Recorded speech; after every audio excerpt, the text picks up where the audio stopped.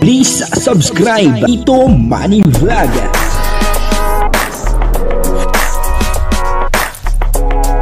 Payagan po si Tito Manny Vlog na mag-reactor para pambiling gamot sa kanya pong karamdaman. Wala man siyang records ng ng awayan.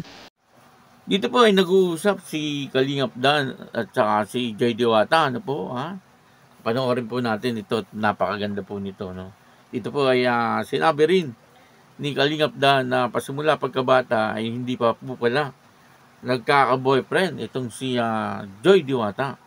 At ang isa pa po rito, ang sabi ni Kalingap Dan ay ipapadama ni Kalingap Dan kay Joy Diwata yung pagiging special ni Joy Diwata para kay Kalingap Dan. At syempre, yung pagmamalasakit at pagmamahal na hindi pa naramdaman ni Joy Diwata kahit kailan sa isang lalaki.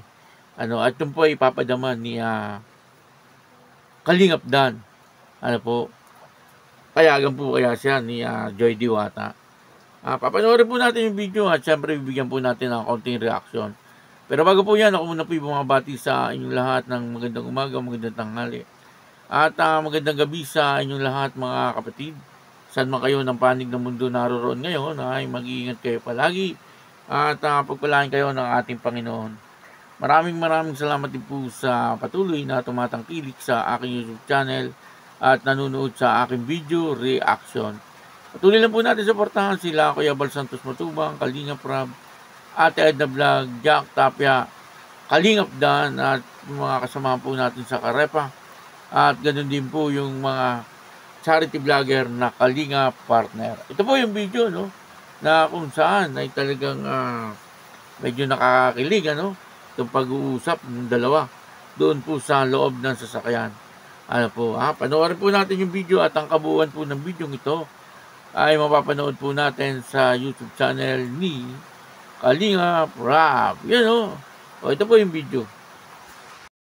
Gusto kong sabihin sa'yo, Joy, na naisip ko lang. Kasi di ba boyfriend since birth. So, parang dito sa love team natin gusto kong gawin sa'yo yung ganung part or kahit na iparamdam sa'yo kahit na hindi naman talaga tayo. Pero gusto ko ma-feel mo na may nag-aano sa'yo, may nag-aalala.